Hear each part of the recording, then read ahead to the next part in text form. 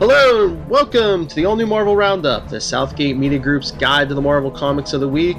As always, I am Phil Parrish, and joining me is... Charlie, yes, sir. Alright, we got a few emails, so we're going to start off with those.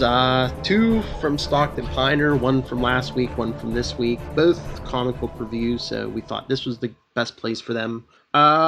His first review, Charlie, is Inhumans vs. X-Men number 0. Ooh, the special Zero issue. And this is a lengthy one, so sit back and relax.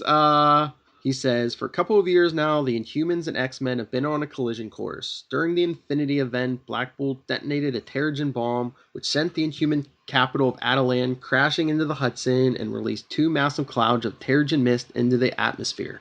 Ever since, the clouds have been moving around the globe, revealing new Inhumans or new humans in its wake. As a result, the Inhumans now have a much more prominent place in the Marvel Universe than ever before, with some of their most influential titles spotlighting new humans such as Miss Marvel and Moon Girl and Devil Dinosaur.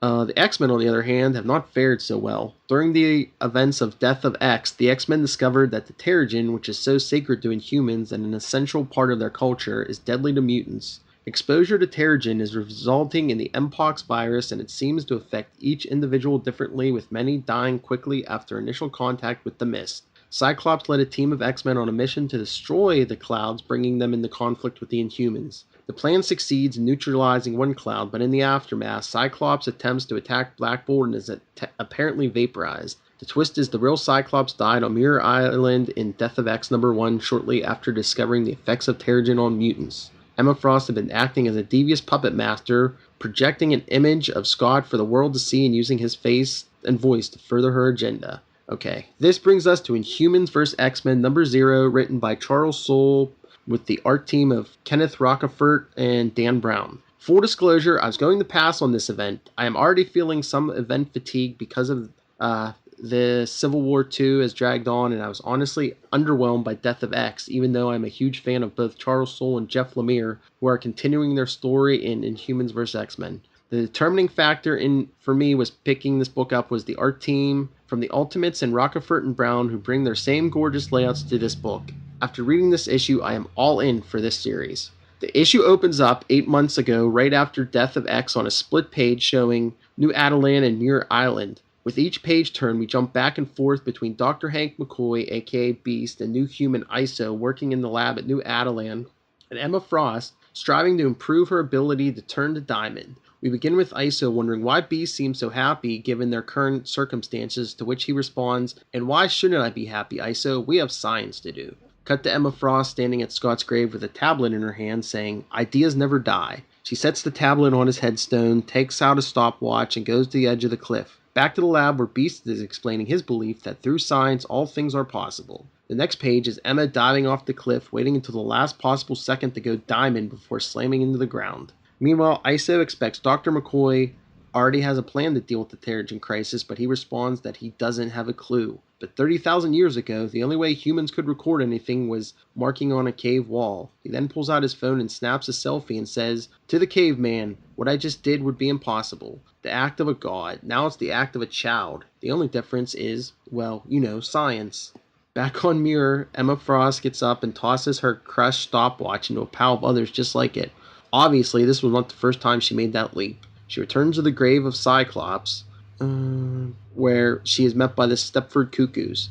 In the lab, Beast is expressing confidence that their exceptional minds will be able to solve any problem they may face, and they get to work. Cut to the Stepford Cuckoos confronting Emma about what happened with Cyclops, reminding her they know it was all a trick, to which she responds by showing them an image of the tablet of Black Bolt killing Scott. She tells the girls not to worry about her and heads back to the edge of the cliff. The story jumps ahead 6 months with Hank and ISO joining Crystal, Gorgon, Flint, and Grid on the Royal Inhuman Vessel, or RIV. They created a device based on Cerebro technology that will allow the Inhumans tracking the Terrigen Cloud to recognize if any mutants are in the path so they can be extracted and moved to safety. Flint and Grid expressed doubt that the truce between X-Men and humans will last, but ISO is confident that Dr. McCoy will find a solution. Crystal presents Beast with new data on the cloud, to which he responds that it appears the cloud is shrinking. Just then a mutant is detected and the team prepares for a rescue. We then cut to Emma Frost drinking wine with Magneto on a 1,000-ton metal platform, balanced on a spire 1 meter wide as Monet, Psylocke, and Sabretooth, playing with a large knife, look on. Emma asks that Eric throws something at her with his powers without warning, which he deems unwise. They discuss finishing what they started and eliminating the last remaining Terrigen Cloud. When Magneto expresses some reservations about going up against Black Bolt and company, Emma says he sounds afraid, to which Eric responds by whipping Chekhov's knife from Sabretooth's hand at her. She turns the diamond just before the blade strikes the back of her head and thanks him for it, and they resume plotting. Now we go to 4 months ago, and Hank McCoy and Iso are conducting an experiment in the Savage Land while Emma Frost goes to Detroit to recruit the all-new X-Men. We get a really nice moment here where she sees young Cyclops and sheds a tear. When he asks if she is crying, she quickly switches to her diamond form, and we see a single tear solidified in the diamond. Sorry, my phone keeps messing me up here. We see a single tear solidified in the diamond hit the pavement. It is just really cool to see her use this ability to guard against emotional pain as well as physical. She quickly explains that mutant kind is in a dire situation and she needs their help, especially the young Jean Grey. 2 months ago, we see Hank McCoy telling Medusa that he cannot solve this problem in time. Every mutant's biology responds different to Terrigen exposure, so it would require formulating a unique cure for every individual. She asks if he still believes science can solve all problems, and he says he does. Medusa says that she believes too, but Beast later overhears her explaining to Black Bolt, Crystal, and others that since no solution has been found, the Inhumans need to prepare for war. She says, "We will not start that fight, but we must be ready to win it." Then we cut to 1 page of Emma Frost and the Hellfire Club talking to a mysterious woman about developing a plausible backstory, which her unknown accomplice says will be her favorite part, but she wants to see if she still has the skills to pull something like this off. This brings us up to yesterday, where Beast receives an alarming reading from the sensor he placed in the Savage Land. We get a beautiful image of the thought going through his head about all the terrible, often extinction-level events that have befallen mutants over the years, and he makes the decision to lie. When Iso asks what's wrong, he says it's nothing and suggests they get lunch. The final page is Emma Frost showing up to X-Haven to tell Storm Emma's here to save the day. This is a great issue. The way the story shifts location so quickly, coupled with the 2-month time jumps, really give this book a feeling of urgency that you need in an issue with almost no action whatsoever. It sets up many things that pay off in Inhumans vs. X-Men 1 that I didn't even notice on my first read, probably because I was distracted by the pretty pictures. Kenneth Rockefort and Dan Brown are such an incredible art team that I lack words to do them justice. Charles Soule continues his stellar work, and I cannot wait to see what he and Jeff Lemire have in store for the rest of the series. I give Inhumans vs. X-Men number 0 a thumbs up. So that is his review of Inhumans vs. X-Men. Excellent. And he also has Thanos number 2 if we want to do that. Oh yeah, let's hear what his thoughts on Thanos number 2 was, because I missed that one. Okay, Thanos number 2. Thanos number 2 by Jeff Lemire with art by Mike Diotto and colors by Frank Martin picks up the story of the Mad Titan struggling to prevent his own demise and the team his own son, Thane, is assembling to ensure that it come to pass. We begin on the serene planet of Nulla, a world that has never experienced unrest and is known across the galaxies for its medicine and peaceful inhabitants. That is, until Thanos. We see a tropical paradise with strange-looking winged creatures. The background is awash in an unsettling yellow-orange glow, and one of the creatures drop headfirst to the ground, presumably dead. The village of the pacifist Nullan healers looks like some great force besieged it. Buildings are on fire and bodies and severed limbs litter the ground. Standing in the center of a room, surrounded by the mangled corpses of the famous medicine men of Nulla, stands Thanos himself, holding the torso of a dead shaman with the caption, "And Thanos is displeased." Okay. Awesome. Yes, those were excellent reviews, Stockton. I honestly, you could definitely get the visuals listening to them. Yeah, we should definitely post those somewhere so that the world can read them at their leisure. We should have a letters page. Maybe I'll put it up on our Facebook or something. Yeah, somewhere. That's okay. Okay, let's get to the books we read this week. All right, you want to start off with one of yours? Well, I only got 2, so... No, well, yeah. Okay. So let me think here. You know what? Since we mentioned the X-Men in Detroit, let's talk about Detroit's other heroes, the Great Lakes Avengers. This is a good book. We open up with the secret origin of Flatman, where we find out that his name is actually, what is it? I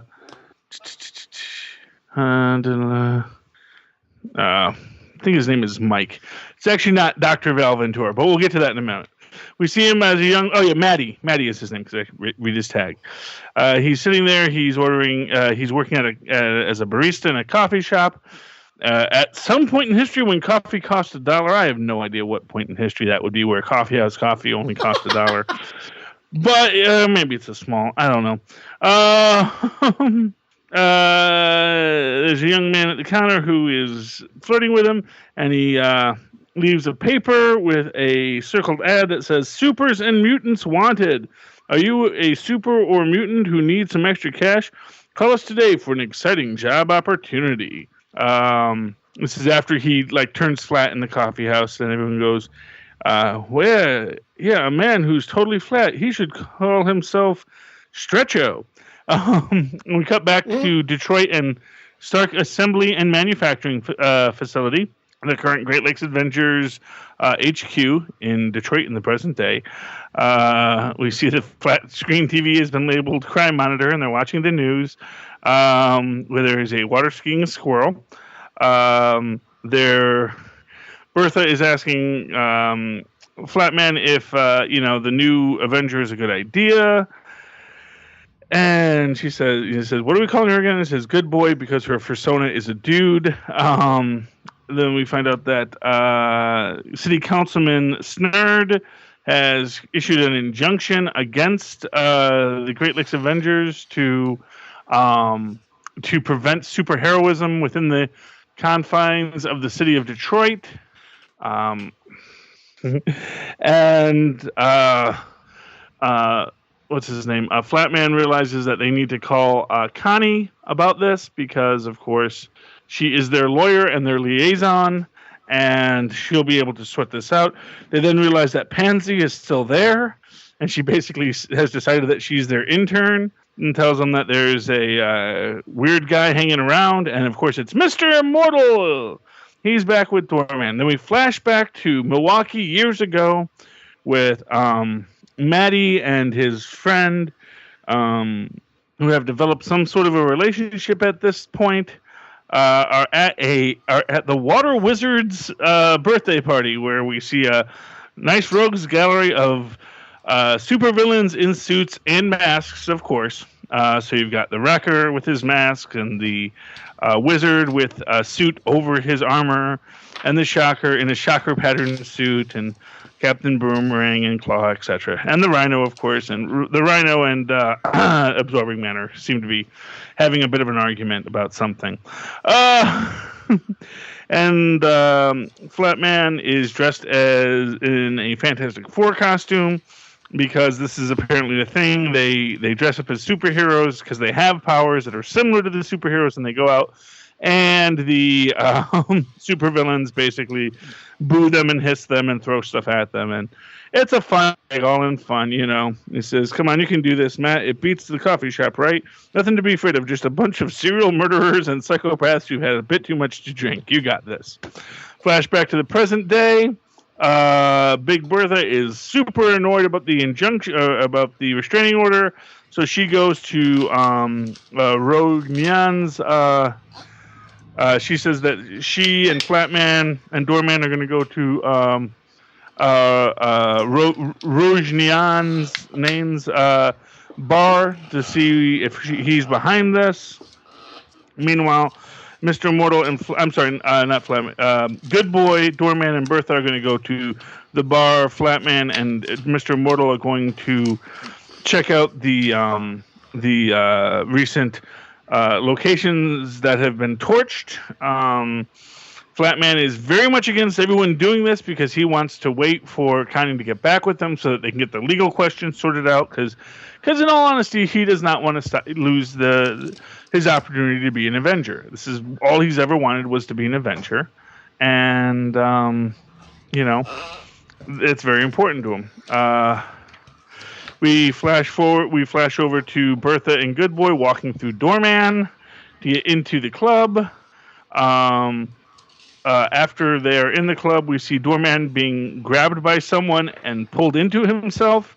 And Bertha says, Doorman, Damar, damn it. As soon as there's work to be done, he disappears every time. And then you see Good Boy and Bertha basically walking around. We see Bertha pouring themselves some Cutty Sark, it looks like, or possibly some Tanqueray. They go to find. They go into Nain Rouge's office and they find Snurd there in Nain Rouge's claws on and the mask and a broken bottle of wine. They say, Snurd, he's Nain Rouge? Oh boy. Then we flash back to Matty. Flatman is a young man and his agent, and Matty's basically saying, he has these powers and he's not doing anything with them. He wants to do something. And he says, and his friend says, I love you, Matt, but you have to be realistic. And he says, but what if I don't want to? Don't want to what? Be realistic. What are you, just going to go out there and see if anybody's hiring unqualified superheroes? Says, I'll just tell them I am qualified, that I'm a doctor or something. Who cares? Plenty of heroes have alter egos. Well, my alter ego will have one too. I'll be Dr. Val Ventura, man of science. I'll be Flatman. You can be my sidekick, Paperboy. Together we'll drive the evil out of this city while looking damn good in it. Well, wearing spandex and looking damn good in it. What do you say? And his boyfriend says basically no. Goodbye, Val. Very sad. Cut to Mr. Immortal and Flatman having an argument because basically, Mr. Immortal, he has to get out. He's kind of, you can see that Mr. Immortal is not doing well with his sobriety, at least a little bit. I mean, it's not like he's drinking, but you can tell that he's still on edge.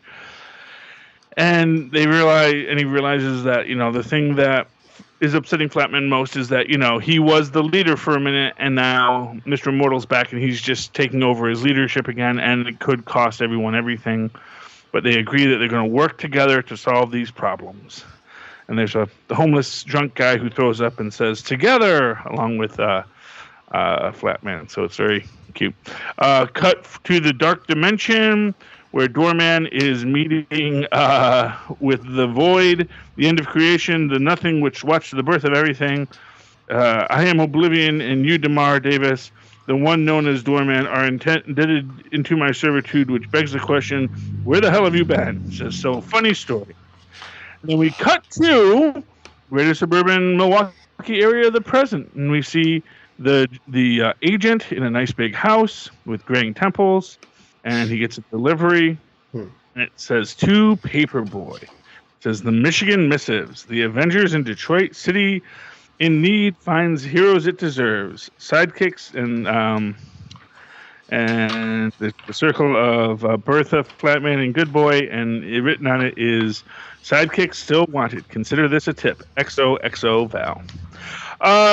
Fun book, delightful book. Now the X-Men are in Detroit. Got to have the X-Men and the Great Lakes Avengers somehow cross paths. It'll be awesome.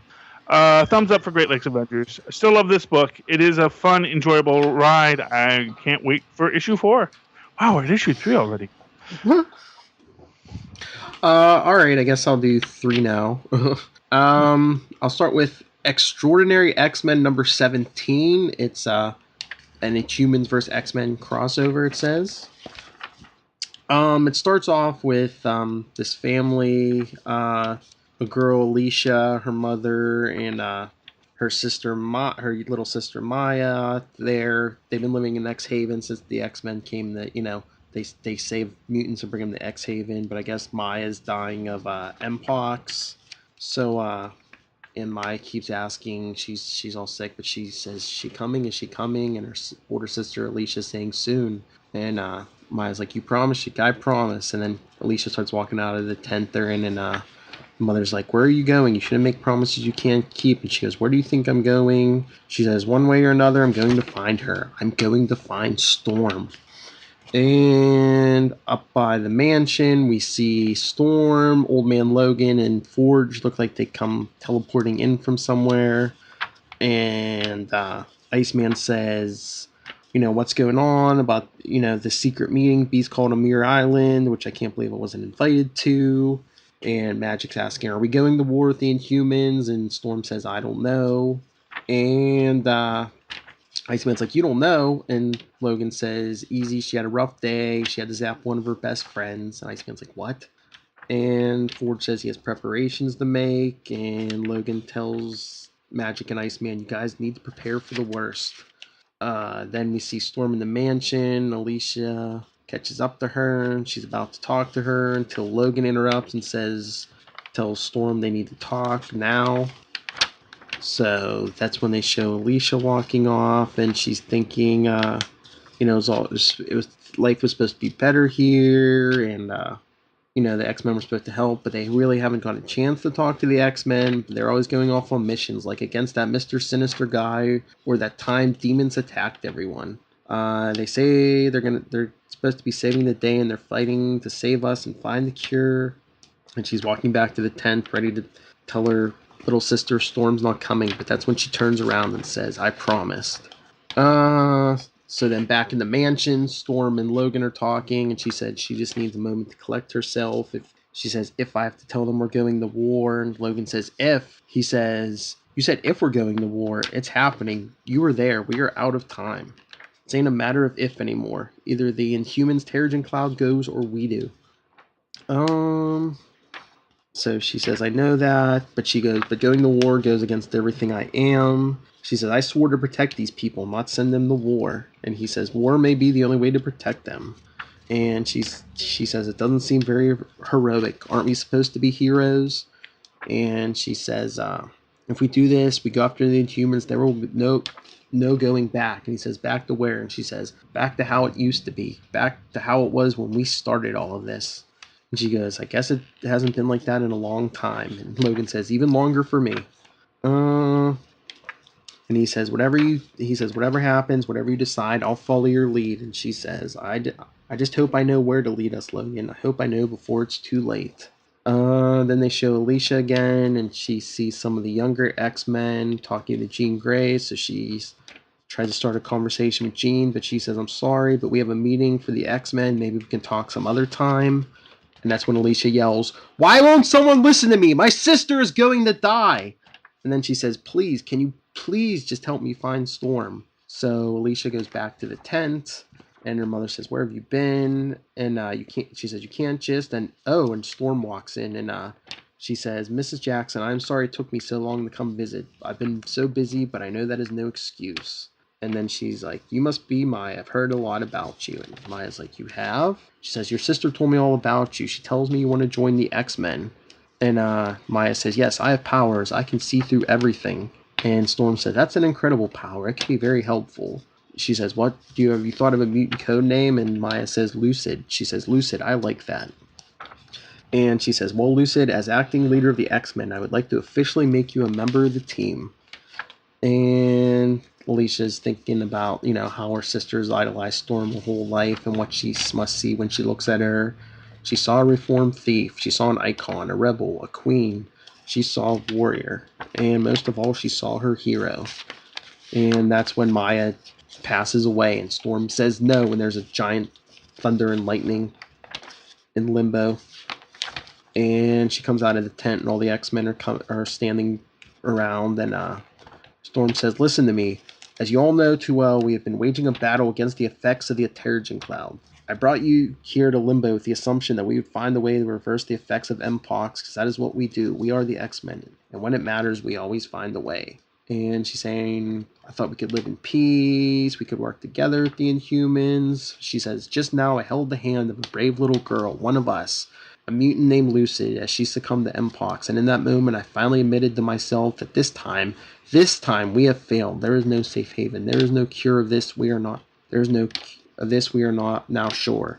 I swore to keep you safe, and now that I know there is only one way that I can truly do that. And she tells anyone if they want to stay behind, they can. And Logan says, we're with you. And she says, good, then it begins. Not one more mutant dies from this disease. Goddess help us all. There is only one thing left to do. For today we join our brothers and sisters above. Today we march on New Adelan and the Inhumans. Today we go to war. To be continued. Dun, dun, dun. Very good issue. Yes. Thumbs up. Ties nicely into Inhumans versus X-Men's number 0. That's what I thought. So I will go to, I guess, Spider-Man number 11. Most of this issue is about Miles' father. It starts with him getting a strange call in the middle of the night, obviously in some kind of code, because they call him in the middle of the night and ask him if he has any Disco Dazzler records at like 3:30 in the morning. So Dazzler Disco records or Disco Dazzler records? It says Disco Dazzler. Okay. Was she originally the Disco Dazzler? I don't know. Oh, well. I don't know. I just know her as Allison anyways, Blair. I like her later work. But so next day she goes to a record store and she says, "Do you have any old Disco Dazzler?" And the woman behind the counter says, "U.S. or import?" He says, "Import." And she says, "In the back," where he meets. So he goes in the back and he meets Dum Dum Dugan, and Dugan keeps asking him, you want back in, and boy, life must suck, with the family and that, if you want back in so bad. And Jefferson's not taking the bait, and he says, "Good, I was testing you to see if you would flip out, and you didn't." He says, so he gives him a case, and Jefferson says, "What is this?" And Dum Dum says, Terrigen. And its original state is a compound mist that makes certain humans inhuman. He says, but because the world can never leave well enough alone, it's been bottled, poked, and prodded, and synthesized into a drug that can jack up anyone into superhuman status. He says, the specialty designer drug to end all specialty designer drugs. He says, it makes mutant growth hormone look like snow caps. He says, and you're going to sell it to a bad person. And he says, who? Bad people. Who? He says, we already have in the field an agent deep undercover. This agent is the buyer. And he says, I'm selling this to one of my own. And they said, our buyer, a guy, let's call him Corrigan, is buying from you for someone else. That someone else is the target. It took Corrigan a long time to get them into this position. He says, then they're going to ask where this product came from, and they're going to want to meet you. So they set up this whole cover story where he has gambling debts and everything. And he says, I don't want drug money. And they said, he says, designer drug money, you have to keep it. Give it to charity when the gig is over. No one cares, but the money has to be in play. And they says, so you're going to have a face-to-face with the real target, the big fish. So they show him get driven to, I don't know if it's a warehouse or like maybe an airplane hangar. So Corrigan's telling him to be cool. So they bring him in, and he comes face to face with the Black Cat. So it looks like she has like a bunch of weapons. She's like grenade launchers and stuff that she's going to be selling. Then he sees Hammerhead, and then they bring him in the back room. And who does he see? It looks like Miles in his Spider-Man costume all tied up. They said they knocked him out because he couldn't stop talking. And the Black Cat says, we know who you are, Shield Agent Jefferson Davis. And she says, now you work for me. She says, we know Shield recruited you to infiltrate us. We know they are supplying you with the Terrigen, and obviously we know your baby boy is Spider-Man. So she's saying, what does Shield know about me? Give me something I can use, and you and your kid walk out of here and you never see me again. What does Shield know about me? And Jefferson clocks Hammerhead in the head with the case, and it kicks him in the crotch. And their men start pointing guns at Jefferson. Black Cat says, stop, or your son dies. What is Maria Hill doing, like, in this little sub-assignment? Isn't she the director of S.H.I.E.L.D.? Does she really need to be there for this? Couldn't it have been, S.H.I.E.L.D. agent number 4 to be the Black Cat? And they have image inducers. Why does it even have to be a female agent to be the Black Cat? I mean, she could have been a Hammerhead, Mm-hmm. Well, I guess he's trying to get as much in before she gets indicted or whatever. We'll get to that in what was that? Oh, which one was that? Was that Thunderbolts or no? That was Was it Captain America? Captain America. Yeah. Oh yes, secrets and lies, secrets and lies. Mm-hmm. Okay. Right. Well then, yeah, I'll go to Prowler number 3. We're basically Prowler's still on Alcatraz. The new Electro caught up with him, and it's basically like a chase through Alcatraz. She's basically most of the issue is her chasing him through Alcatraz. And he keeps thinking like his most powerful weapon is his brain, because it looks like he gets I don't know, I guess the souvenir shop or whatever they have, or kind of sets up like he gets some gunpowder and stuff. I don't know if just enough for the concussive force. He kind of makes a bomb, but he like straps a bunch of bottled water to it, so he kind of shorts out Electro. Where did you get gunpowder? You don't sell gunpowder in the gift shop at Alcatraz. Well, I shouldn't say that. I've never been to the gift shop at Alcatraz. That just does not sound like something they would sell there. I think he reached into his belt, so I'm thinking he had something on him. Yeah. Oh, okay. Utility belt. Mm-hmm. But yeah, he shorts out Electro, and then he's not feeling good because he hasn't got his pill today. So, but that's when Julia Carpenter shows back up, and he tells her he has to get the new you, and she says, I'll get you there, and she basically drags him on a speedboat, and they take off for New You. I mean, that's basically the whole issue, because like I said, most of the issue is like Electro chasing him through Alcatraz, and him thinking about, everything I have. I did myself, my brain, my whole identity, my brain's my most deadliest weapon. Yeah. Just basically thinking of how he's like a self-made man. He MacGyvered it. Yeah, but I mean, it's a good issue. It's a thumbs up. Sounds great. Okay. That brings me to Doctor Strange and the Sorcerer Supreme number 3. I gotta admit, if there's something I'm gonna be soft on, it's gonna be this book. It is a really nice thing, because this book has like these fantastic characters whom I'm loving, but the story itself, it's just so kind of weak and pat. You know what I mean? Mm-hmm. It's just a little weird there. So anyway, we open up. We've got this Native American young girl. Basically telling her story of her being born, and her father seeing her potential, yada yada, and all that kind of stuff. And then basically, the cavalry comes and massacres her entire family. She reaches out to the creator for help, but of course the creator does not come. But who should come when you asked it for the power for vengeance? Who comes to help you? Zarathos. Come on, Phil. Yeah. Shield. Zarathos. So she becomes bonded to the Ghost Rider. And we get this nice little bit on her Ghost Rider myth, which is that, yes, she has this unstoppable force of Zarathos, but whenever she takes a life, the spirits of whomever she's killed hang around her. And so she is just haunted constantly by these flaming skeletons of people who have been killed by her. Her name is Kushula. And we get the state that everyone is basically, all of these persons are at one point or another in history the Sorcerer Supreme. Of course, you've got the young Ancient One.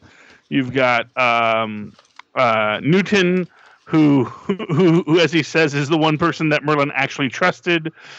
They're going through Merlin's castle. They realize that all of the people who live in Merlin's castle, their souls have been removed from their bodies and are wandering the halls.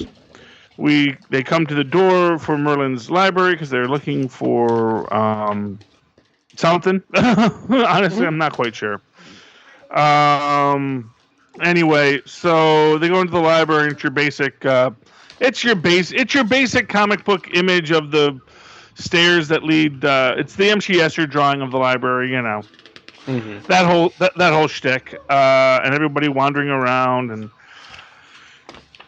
People are commenting about, gee, I don't know why he picked you, Steven. You have no power. He's like, yeah, I know. And then we find out that basically what has happened is that the Merlin captured all of these young souls and imprisoned them.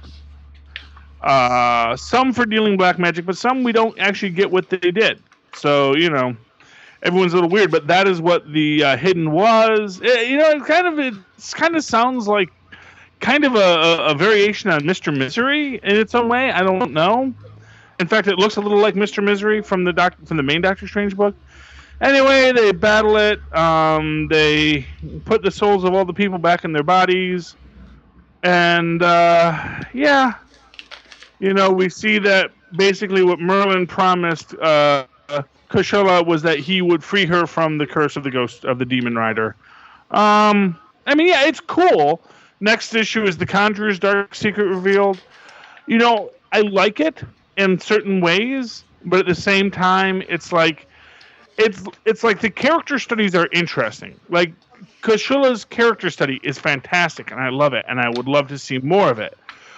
But the actual plot line of the beast they're fighting, it just seems so tacked on.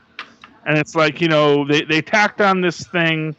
They tacked on a story to give you these characters, and it's like, you really should have had the characters be more organically in the story. But anyway, so it's a thumb to the side. I don't know if we're going to get issue 4, although, the Conjurer does look interesting. She's kind of like a 1940s Sorcerer Supreme looking gal.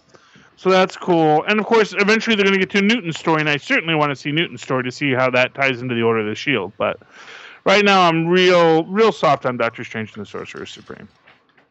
There you go. I said, this is the only book I'm soft on. We got stuff together that might surprise you when I say, really, that's all you got, So we'll get from there. So was it thumbs up? No, thumb to the side. Honestly, thumb to the side, yeah. It's thumb to the side. It's not a thumbs down because the Demon Rider story is great. The character is cool, and I really would love to see more of it. But rather than being, so basically, rather than being an anthology of past Sorcerer Supremes, it is this bit where we get a little bit about the Sorcerer Supreme, and then onto this main story, which, it's not engaging, and we don't understand its purpose yet. Maybe we'll get to that eventually, but right now it just seems like Merlin's a jerk, but we knew Merlin was a jerk. Anyone who's read Arthurian legend knows Merlin's a jerk, That's kind of his shtick. That's one thing they were true to the Marvel Universe. Okay, what's your next book, Phil? All right, well, speaking of Doctor Strange, he showed up in Deadpool Too Soon #3. Oh, Deadpool Too Soon. So this one opens up where the last one left off, with Shikla having Howard trying to roast Howard the Duck on a spit. So she said she wanted to make him a meal, because Deadpool says, like, what's going on? You don't usually cook. And she says, well, I just wanted to cheer you up with all your friends getting their heads chopped off. He's like, friends, plural? And she says, yeah, here. And she shows him heads. He goes, oh no, not Ant-Man. Oh no, not Rocket Raccoon. Then she shows him Groot. He says, oh no, not a collection of wood chips. So Howard frees himself when he's about to hit her on the head with a frying pan, and he says, hey Howard, why don't you put down the frying pan and help me catch the bad guy? And Howard says, they were good people, they deserve better, yeah, I'll help you. So they're walking out, and they're talking about the clues. There was another person in the room that night, invisible, and there was a weird dark residue. And Howard says, sounds supernatural. And Deadpool says, great, Shikla knows about the supernatural. And Howard says, no way, keep me away from that Martha Stewart wackadoodle. And Deadpool says, oh please, Martha Stewart is way crazier than my demon goddess wife. So then they end up going to Doctor Strange. They go to his mansion. The doors open, so Deadpool walks in. And there's Doctor Strange fighting off mindless ones. Because, as the footnote says, this takes place before the last days of magic. Ah, there we go. That explains it. Yep, so Deadpool a nice time frame. So Deadpool pulls out his guns. He's like, oh yeah, it's party time. Tries shooting the mindless ones. That doesn't work. They grab Deadpool and Howard, and Doctor Strange is trying to use magic. He's telling them, back foul creatures, and Deadpool's like, Howard, you're a foul creature. Then somehow Deadpool tries to spell Winga Wonga Chimichanga, and chimichangas start raining down. Okay. But then Doctor Strange, yeah, Doctor Strange banishes the mindless ones through a mirror. It's like a mystical mirror. Then he has someone he could do for them.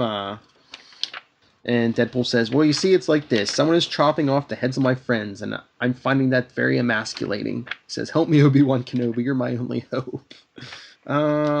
He tells them about the magic residue, so they go check the scene of the crime. Oh, okay. Well, they're ready to leave, and Deadpool says, "Since we need to travel, I was wondering if we could travel by." And Doctor Strange is like, sigh. And because they show Deadpool asked him to make a magic carpet, a flying carpet for them. And Deadpool singing the song from Aladdin. Yeah. You know, one thing I'm going to say about the Sorcerer Supreme is I do like the character of the Mindful One. So they get to the scene of the crime. Doctor Strange says there recently was in this house an unmistakable dark supernatural presence. They get attacked by, looks like a shadowy figure. It's all black. Looks like it has swords and red eyes. And Deadpool says, "Spidey, is that you?" They say, "Once you go black, you never go back." And Howard's like, "That's not Spider-Man, you dope. Those aren't webs, and it has swords." So they all start fighting it, and the shadowy figures just starts growing more arms. They retreat. And Deadpool starts eating one of the mystical chimichangas. Doctor Strange is gonna do some more research. So Deadpool leaves. And it's weird, he just starts asking people on the street, is there something obvious I'm not seeing? My friends keep dying, is it my fault? And of course, no one knows what he's talking about. And then he goes up to the newsstand. The guy says, "You buying something or not?" And Deadpool says, "You have my latest issue. I want to find out which side I'm on in the latest crossover event." So then he starts talking to a rabbi. And he's telling him about all the guilt he feels, and the rabbi says, "Seek out those you've wronged." And he says, "Alert them not to get too attached to their heads." He says, "If you say so, Father." He says, "Okay, who's still alive and who do I need to warn?" And he's saying Spider-Man and Spider-Ham and Punisher are still alive. Then he goes looking for Squirrel Girl, but the only person there is her roommate, Nancy. He says she hasn't been back yet. Then a weird thing, he goes to Central Park, I guess, to find Spider-Ham. There's like a softball game going on, but the two sides, I don't know if they're actors dressed up, but the two teams, one team looks like, you know, all the Spider-Men from Spider-Verse, and the other team looks like every version of Wolverine. Age of Apocalypse. Maybe they're doing a cross-dimensional. Yeah, so maybe they're doing cross-dimensional softball games. It's a shtick. That was something Jim Shue started, I believe, the softball games. Because I think at one time he calls them clones, and they say he used the C word, so they all attack Deadpool when he gets away, and then he says, "Geez, that's now the second time I almost didn't survive an attack of the clones."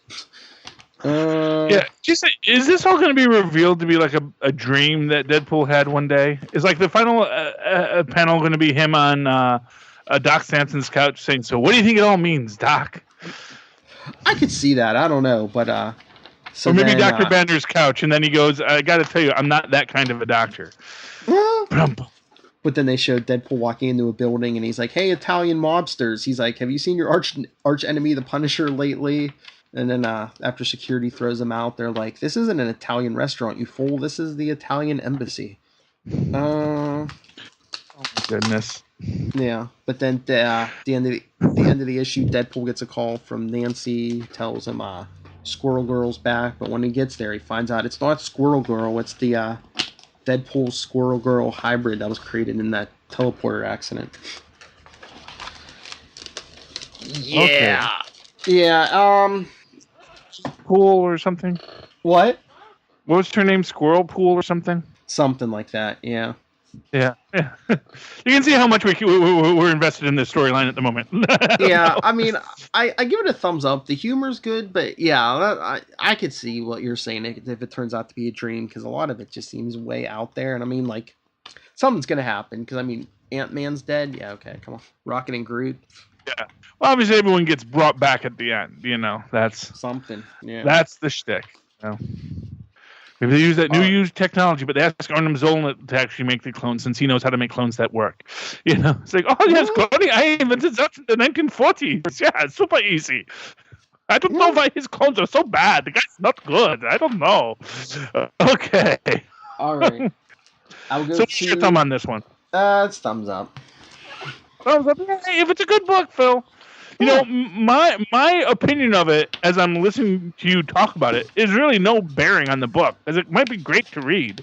Oh yeah. And then there's stuff like Legends of Tomorrow, which honestly, there's no way you can call it a good show, but I enjoy it every time I watch it. So that brings us to our books together, right? No, I have one more on my own. Oh, God help us. Okay. I know. Let's hear it. The Better Deadpool book, Spider-Man Deadpool number 12. The Christmas issue.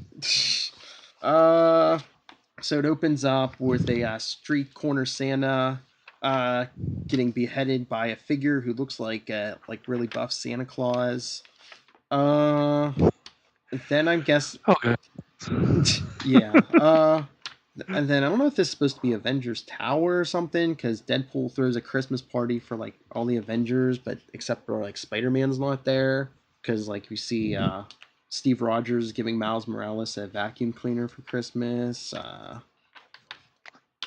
and just and then Deadpool what is her the Kate Bishop Hawkeye picks up a box. Then Deadpool says, "Oh no, that was for Barton, not you." And she opens it, and it's the shirt that says, "I killed the Hulk," and all I got was this lousy T-shirt. Oh my! So the Avengers throw Deadpool out of his own party, and he says, "I'll just sit at home watching Home Alone, or maybe I'll get lost in New York." And by that I mean the sequel to Home Alone, because I know my way around the city quite well. Thank you. So he goes outside. And he sees Spider-Man, and they decide to hang out for Christmas. And then they see a bunch of fires and destruction, and that's when they run into this figure who's saying, "My holiday is destroyed." And he says, "What is this? Yet another who wears this ridiculous red outfit of Santa Claus?" And Spider-Man says, "This is kind of our year-round look," and Deadpool says, "Red is the new orange because orange is the new black."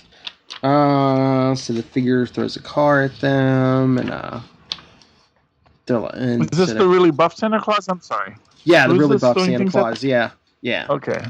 Because Deadpool's even saying, "Wow, Old Man Christmas is harder to kill than Old Man Logan."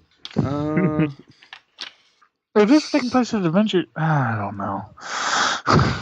Well, the figure says he says you have destroyed Saturnalia, and so of course Deadpool asks Siri. Oh, I guess the figure says he is Saturn, and the holiday is supposed to be Saturnalia, and so Deadpool asks Siri about it, and Saturnalia is the ancient Roman festival of Saturn in December, which was a period of general merrymaking and was the predecessor of Christmas. True that. Yep. So Siri gives him the lowdown on the holiday, and Deadpool's like, "So this is the OG Santa?" And Spider-Man says, "No, Santa is the Kanye to his Ray J. Christmas was his holiday first, and I feel like he wants it back. We have to stop him before he does even more damage." So Saturn grows bigger, and it's like looks like he's taking out the Christmas tree at Rockefeller Center. So basically, they say they have to. Spider-Man says they have to show him how like the holiday, what the holiday is about, and Deadpool says, "Do you want to bet?" And Saturn says, "State the terms." And Spider-Man says, "We're not going to bet." He says, "If we're right, you have to use your god powers to undo the damage you've done. If we're wrong, you can continue the murder parade." And Spider-Man says no, and Deadpool says, "You can't say no, this is your plan." And he says, "My plan did not involve gambling with people's lives." And Deadpool says, "Well, now it does, unless you have a way to bring everyone back from the dead on your own." So they basically take Saturn ice skating. The three of them are dancing with the Rockettes. They're racing the horse-drawn carriages in Central Park. And then Deadpool and Saturn are drinking, but Spider-Man's drinking Deadpool's energy drink. And he seems all high, and he's like, oh, he's just a nerd who got it like his first caffeine buzz. Then they go to some underground gambling den where I guess all the villains go to gamble. It's a twisted Christmas story, but I guess Saturn's happy in the end. Okay. But then at the end, Spider-Man and Deadpool go back and bust up the gambling ring, and we see Steve Rogers still talking about the vacuum cleaner he gave Miles Morales. Why did Steve Rogers give Miles a vacuum cleaner? Did they mention that, or? I don't know. It's just something like, everyone in the Depression or whatever didn't have these, and he's like, they had robot ones to do it themselves, but I told this guy at the store, that defeats like the purpose of doing it yourself. It's just Steve Rogers. Steve Rogers is a 90-year-old man joke.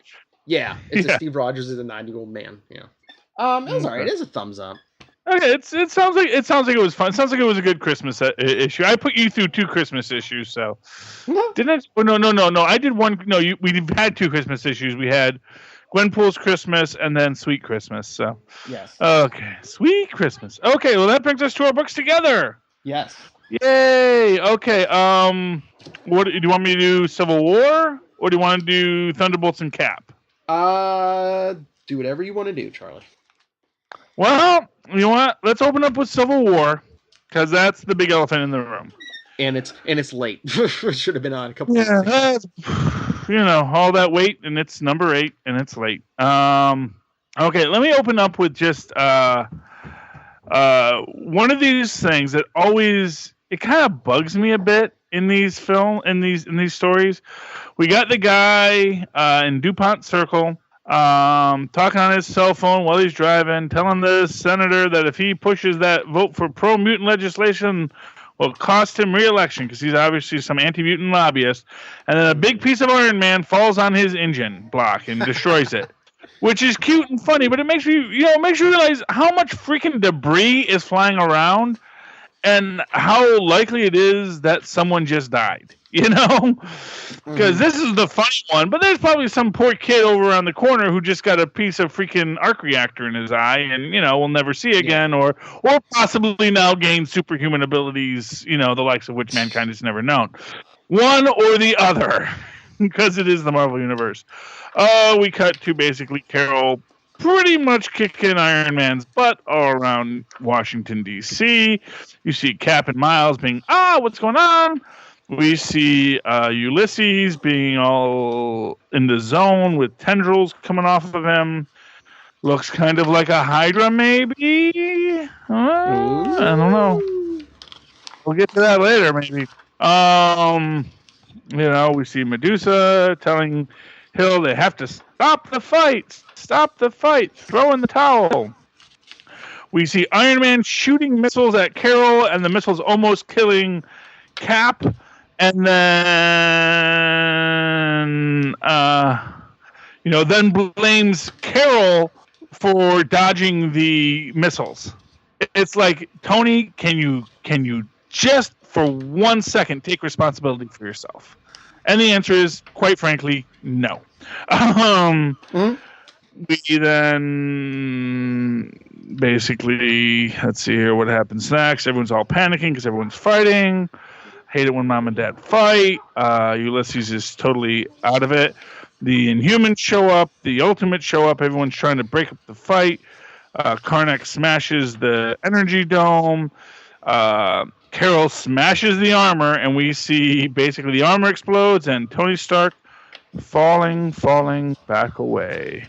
And we see Ulysses fade out and get greeted by... alternate futures. We've got Monsters Unleashed. Okay. With a bunch of...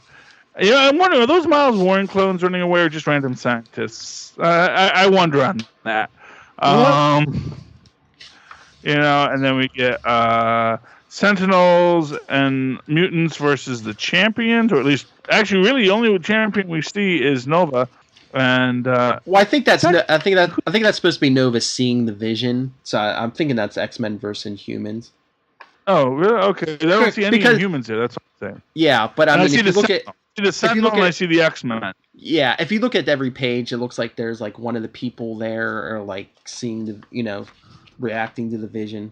Well, this is interesting because this is Killraven who's from an alternate universe, which is actually sort of so the next one we have is Cap and Miles and Dead Cap, and then weird green monster Cap in the background. But the Killraven, he's actually from an alternate timeline where he's sort of like a John Carter of Mars character. And then we get sort of it looks like, and here we have the Sentinels and Miles and a bunch of people dead on pikes, and Miles with sad robot eyes, and then you have Ultron, everybody dead, and Carol crying, and then you've got Loki versus Thor, and then you hear "You are one of us now," and you see Eternity, and you see and this is interesting. There's all these things in the background, and we don't know what those are. They kind of look like living tribunals, although the living tribunal kind of died in the last issue of the Ultimate, so we're not quite sure what's going on there, and there might be something completely different. But we see Ulysses all happy to ascend to the next plane of reality, and then Tony all kind of almost... Not quite. He's merely mostly dead, which means he's a little bit alive. And Hank says, "I really not." Yeah, I'm sorry. Yes. I was gonna say, like every great mad scientist in the Marvel universe, he's been experimenting on himself, like Bruce Banner, like Hank McCoy. Yeah, well, that's what Hank McCoy says. I'm not one to judge, but man, he's been experimenting a lot. And it's true, he is certainly not one to judge.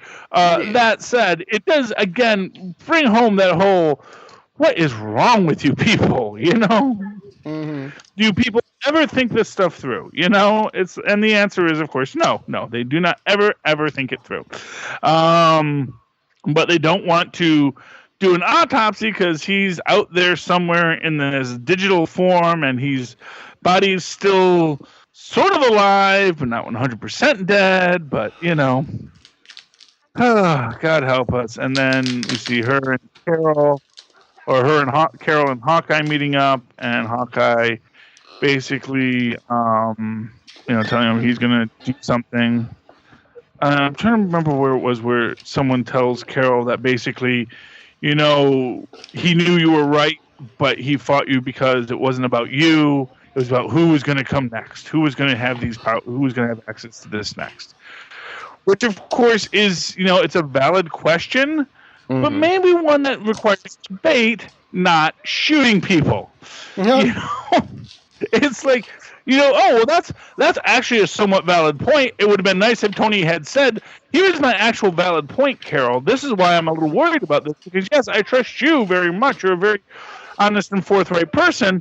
But, the next person who comes along might not be quite so much, And then she could say, oh, I understand that. However, we do still have to deal with this data.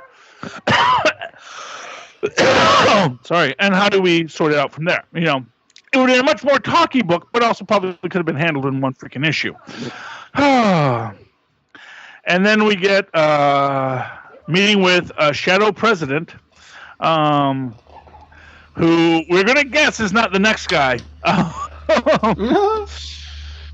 Because he's not fat and hairy. Well, I think, don't they do that shadowy thing so, it's kind of like a timeless story. It could be like any of the male presidents. Yeah, sort of like that. And basically he's telling her what he said, I had James Rhodes here in this chair, 6 months ago or however many weeks ago, whatever it says, and I offered him the same thing I'm going to offer you. You can, do whatever you want. And then we get to basically flash through all the different people and everyone's messed up situations. You got Cap, you got the Champions, you've got the Guardians, you've got Riri, we got Black Panther, and we get She-Hulk, which is pretty cool. And then Says, but it says, it says I'm going to have to focus on the good that might have come out of this, and the president says, as well we all. But meanwhile, the winner gets the prize. What can I get you, Danvers? Says, actually, I have some ideas about the future. Bum bum bum. Civil War II, The Oath, #1, Aftermath. So there's still more books coming. Yeah. Well, you know what? The whole thing with those visions at the end, I forget where I was reading this. I was reading it online somewhere. You know what they were saying that was? I guess when Ulysses started, he was just seeing the future of this reality, but as he evolved, he started seeing alternate realities. That's why the visions. That's why the visions kept getting more, less accurate. And that would also explain why Killraven was in this bit, because he is from an alternate reality. And also would explain why Old Man Logan was there, because he's also in an alternate reality. So, okay. Interesting. That's a good fan theory. Or was this actually stated by someone who actually worked on them? Was this a Bendis interview or? No, I think a fan said it. I don't know if they heard it from an official source, but yeah, as far as I know, it's fan theory. It's all fan theory. There are no official sources. If it's an official source, it's from an actual official source. Otherwise, it's just fan theory. Okay. It was a good book. I don't want to. I'm going to say it's a thumb 3/4. It was good. I liked it, but it is a little anticlimactic. I mean, it ties everything up, and I guess these the final books and event books are never that good. I think because I think they do just sort of have to set up the new status quo. So it's kind of a lot of, okay, and then this happened, and now here's where we're at now. And and like I said, the whole thing with Tony being, well, he did think you were right, Carol, but who comes next? And it's like, well, maybe he should have mentioned that. Maybe he should have sat down and talked to me and said, Carol, I agree with you on many points, but here's where I'm worried. And then we could say, oh, yes, I see your point. Yeah, or sit down and put some safeguards in place, yeah. Well, exactly, because favorite what if?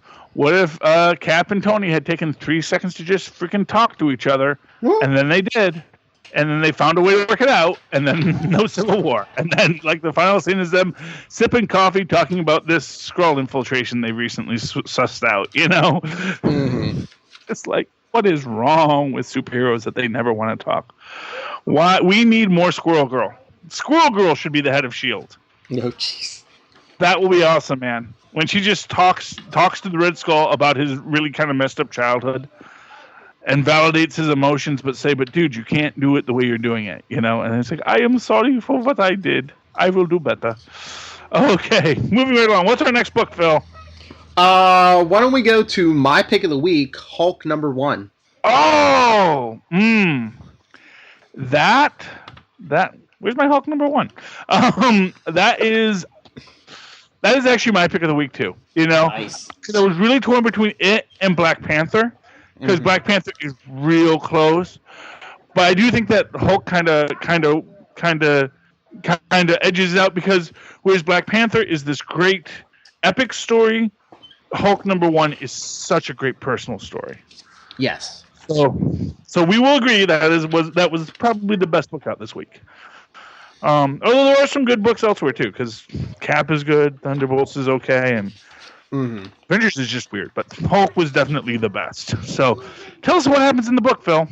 All right, so yeah, everyone go out and pick this up, since me and Charlie agree that this is the pick of the week. It starts off in Jen Walters' condo. I guess she's getting ready for her first day back at work, since the the accident and everything, and she's watching a cooking program.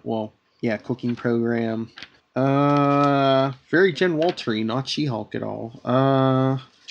But that is one of the things I love about this. Yes. 2 things. 1, her pajamas are too big for her. And the mirror. And 2, and the mirror, too tall for her. Everything in her apartment was set up for She-Hulk, not for her. I didn't even notice the pajamas before. That is fun. Yeah, I just noticed that myself, because I noticed the mirror, because that's obvious, but I just noticed that, and her pajamas are completely wrong. And probably the bed is probably really firm and reinforced, Yeah. I mean, it doesn't look real high, but it looks like it might be a little high, for someone of her height. Yeah.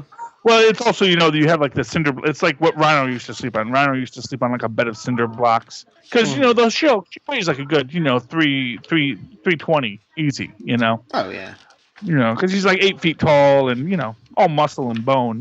So it weighs. Anyway. So she gets ready for work because I guess she got a job in a new law firm. She's taking the subway and she's thinking.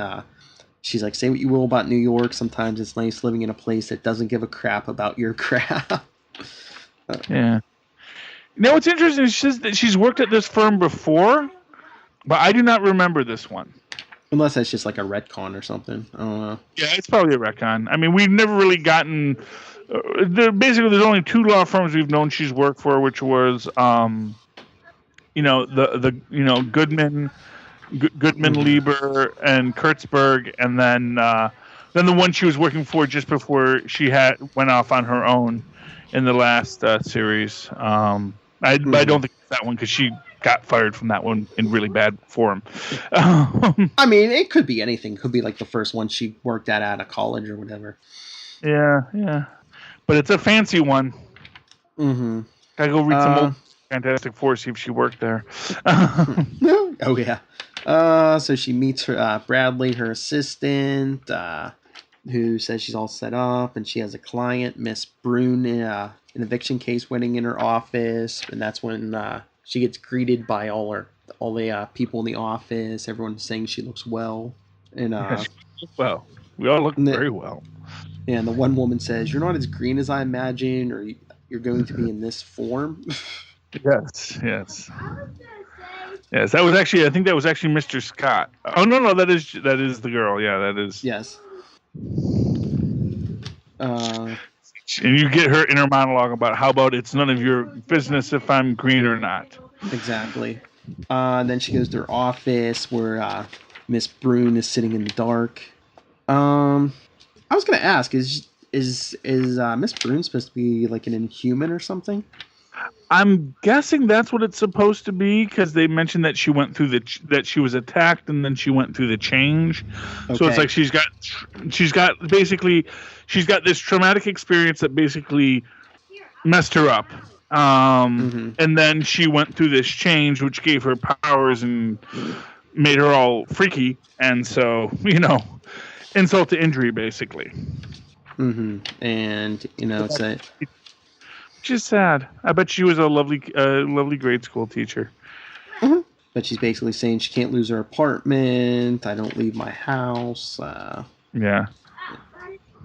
And Jen said she'll look into it. And she says if your landlord bothers you, just give him this card and a note that says he can contact me directly. We'll send him an official letter.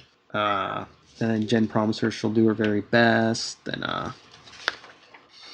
then she goes, "What's next?" And I'm guessing that there are more Inhumans in the waiting room, Charlie. Yeah, well, she clearly is specializing in superhuman law, which is a very real field in the Marvel universe. It was actually Kurtzberg, Zucker, not Kurtzberg. It was Goodman, Lieber, Kurtzberg, and Book. That's actually what they specialize in. So, And we see that So she has got a wide range of clients waiting with various issues. I'm wondering what the guy in the steampunk wheelchair is, though, because he looks all time traveler. Mm-hmm. See, that's why I don't think they're all Inhumans, because like some of them I think probably have some other storyline going on. But we'll have to see. Okay. So she leaves the office late, and her old friend Patsy texts her and says, "Hope your first day back went well." Well, they're best buddies. Mm-hmm. Then she goes home, and Florida mayor's outside and says, "I'm not with a tabloid. I'm writing a book about trauma." And Jen tells her, "Get out of here." And Mayor says, "I want to write about what happened to you, to Bruce." So Jen's freaking out in the elevator. It looks like she's trying to hold back her change. She gets to her apartment. She says, "This is what happens now when I think about what happened to me. I used to feel strong. Changing became becoming something powerful. Now it feels like dying, like a truck driving through my heart. Like every hurt is there pouring through me. And she's like, it feels like I'm dying all over again every time I hear his name, every time I think about Hawkeye, Thanos. And she has the cooking show on her laptop, and she says, who told me about baking videos? Maybe it was a nurse. She said she couldn't cook, but believed the art of cooking could soothe the savage beast. So she's able to hold back the change. And then which is interesting that's her shtick now, is holding it back, you know. Yeah, because before, you know, she wanted to be She-Hulk basically 24/7. Now it's well, now she's got more complexities to her persona. Now she's more like Cousin Bruce. Exactly. Well, all that rage had to go somewhere. But yeah, then at the end we see Mrs. Brune. Looks like she's a major hoarder. Yeah, hoarder plant lady with a big screen TV set to static.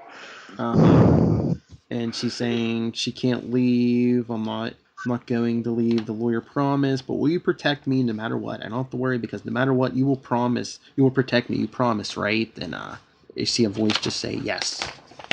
That's the voice from the blackness. Bum, bum, okay. Bum. Okay, I have a question for you. Mm-hmm. On the cover, you know, when she's full on Hulk mode, she looks gray. When she's changing towards the end here, she's looking, well, at least in the elevator and stuff, she's looking green. Yeah. Not such a change of the lighting. And then if you look at the next issue's cover, she looks red. Do you think we're going to get multicolored Hulks out of her? Just like, I mean, Banner was at least green and gray.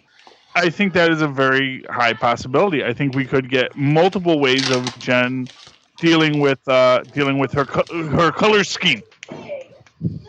And do you think it's just going to be? Is it going to be different colors, or is she going to be multiple personalities like Banner was? I think you may get. Yeah, I think that multiplicity of superhumanity is a very real possibility. You know, I think that's a very strong likelihood from what we're going to get here. I think that it might not be quite as overt as it was with Banner. Mm-hmm. But I can definitely see like different personas coming to the fore as she needs them. Okay. All right, Charlie, pick a book. Okay, 1 second. Can you pause for just 1 second? Yes. Okay, Iron Man. Shall we? All right. Yes. Okay, this is a good book. Because it's all about Doom getting called out on his BS. So we open up with the candle being lit, the Athame drawing blood, the circle being drawn. We hear a voice that says, Cynthia, you need to see this. I'm busy. It's your son. He says, what now? He says, he met an old friend. Nope. And we see Doom and Ben fighting. You know, Doom says, we don't have to do this. Things are not as they were. And Ben says, if I'm still me and you're still you, sure they are. We see... I keep on forgetting her name. Is it Amara? Amara Pereira? Yeah, Amara Pereira. There we go. She goes, no, and then she wakes up. Huh? Oh my god! Oh my god! Oh my god! Oh my! Oh my! And then she walks out, and they're at a castle in Switzerland. Mm-hmm. And there's Dr. Doom, all meditating, you know, working on his armory. And Amara is like, you trashed my house, and then you kidnapped me, and says, or I defended your home and then rescued you from harm. Mm-hmm. Says, you know, basically he gives this whole thing about, I chose not to, I left you in your clothes. And he's like, you know, do you want applause for not taking my clothes off without my permission? He says, I was offering you peace of mind. Yeah. Basically, you get this great deal. He basically explains, you know, the whole Secret Wars shtick, you know, how he was a god, but he was not happy. And then he decided he would be a hero, you know, and to take on the Iron Man role because he'd always... It was interesting for him to say that he always felt Tony Stark was like his well, not just his peer, but like the other side of his coin. Like, yes. it's like, you know. It's like the other side of your coin has always been Reed. Well, now we're gonna just shift this over to Tony for some reason. It makes you just think like, you know, Franklin's just like pulling strings left and right with these kids. Even if he's turned over a new leaf, I still don't think he's at the point where he can give Reed Richards any credit, though. Yeah, well, there you go. And basically, and I love this, is Amar just totally calls him out on his BS. He says, you know, you're a monster. He says, I was a monster. I'm getting better. He says, which is, you know, reminds me of that line, you know, John Aston used to say on Night Court, you know, I'm feeling much better now. You know, whatever it mentioned being in the insane asylum. Says you're trying to be a good person now because being a monster wasn't as fulfilling as you thought it would be. Says the why makes no difference. It doesn't matter. It's like, yes, it does. It all matters. Yes. You know, basically he leaves her, or she leaves him, you know. And I'm totally certain we're getting the Infamous 4.